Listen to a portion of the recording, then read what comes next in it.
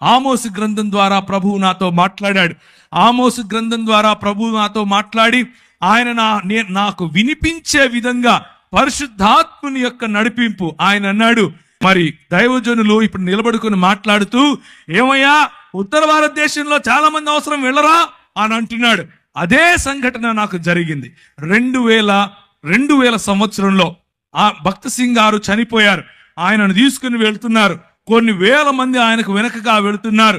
ఆ ప్రార్థిద్దాం అనంటే కొన్ని వేల మంది తలలు ఉంచుకొని ప్రార్థిస్తున్నారు. ఆ దృశ్యం నేను పైనుంచి చూశాను. దేవా, ఒక వ్యక్తి ఉత్తర భారతదేశం నుంచి నా ప్రజలను ప్రేమించి తెలుగు వారి మధ్యకు వచ్చి మరి పరిచర్య చేస్తే నేనెందుకు వెళ్ళకూడదు అన్నటువంటి ఆ ఛాలెంజ్ నేను తీసుకున్నాను. నేను వెళ్ళాను. మధ్యప్రదేశ్ అనే ప్రాంతంలోకి వెళ్ళాను. పరిశుద్ధాత్ముడు నన్ను నడిపిస్తున్నాడు. ఒకానొక రోజు రాత్రి రెండు చొక్కాలు 2 ప్యాంట్లు పెట్టుకుని బయలుదేరాను. నాకు భాష రాదు, ఒక్కరు తెలియదు, ఆ ప్రాంతం తెలియదు, ఎక్కడుండాలో తెలియదు, ఏం చేయాలో తెలియదు. దేవుడు చెప్పాడు నేను వెళ్ళాలి. ప్రభువు రాత్రి నాకు ఒక దర్శనం చూపించాడు. ఒక ఇల్లు, దానిపైన జూలాగర్ అని రాస్తుంది. జూలాగర్ అంటే ఇంట్లో పిల్లలు పెట్టుకోవటానికి ఉండేటటువంటి ప్రదేశం. ఆ ఇల్లు నాకు కనిపించింది. లోపల ఒక రూమ్ చూపించాడు. ఒక చైరు, ఒక బల్ల, దాని మీద ఒక గ్లాసు, దాంట్లో అంటే చెంబు, దాంట్లో నీరు, ఒక కాట్ అంటే ఒక మంచం. ఆ మంచం మీద మంచి పరుపు, గల్లగా ఉండేటటువంటి ఒక బెడ్షీట్. ఇది నాకు కనిపించింది. రాత్రి ఆ దర్శనం చూశాను. ఉదయం పరిశుద్ధాత్ముడు నడిపిస్తున్నట్లుగా నడుస్తున్నాను.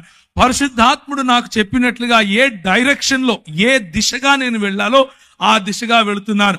2.5-3 కిలోమీటర్లు నడుస్తూ దేవుని పరిచర్య, వాక్యం నాకు వచ్చి రాని హిందీ రానే, ఏం చేస్తాం, ఏదొస్తే అది మూగ సైగలు అనుకోండి, మాట్లాడుతూ ప్రజలకు చెప్పుకుంటూ వెళ్ళాను.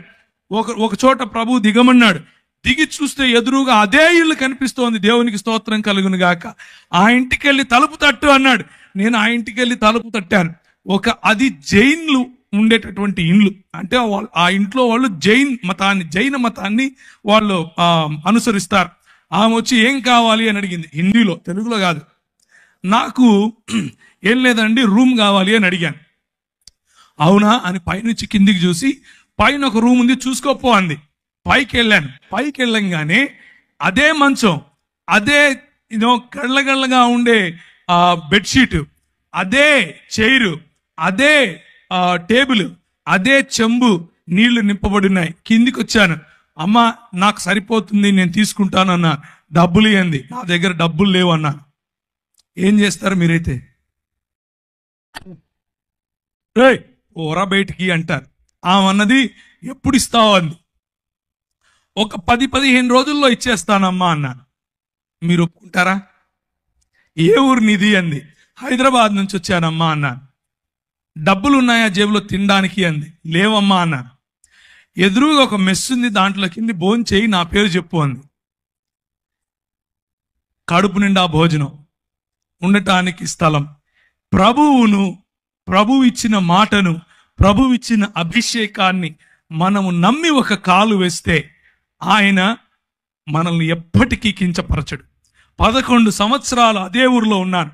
11 సంవత్సరాలు భీలు, బిలాల, కోయ, గోండు ఇలాంటి వాళ్ళు, బారేలా, తెలియని భాషలు, నాకు తెలియని భాషలు, నేనెప్పుడూ వినని భాషలు, నాకు హిందీయే రాదనుకుంటే అక్కడ ఎన్నో ట్రైబల్ భాషలు, అన్ని భాషల్లో దేవుని వాక్యం పరిచర్య చేశాను.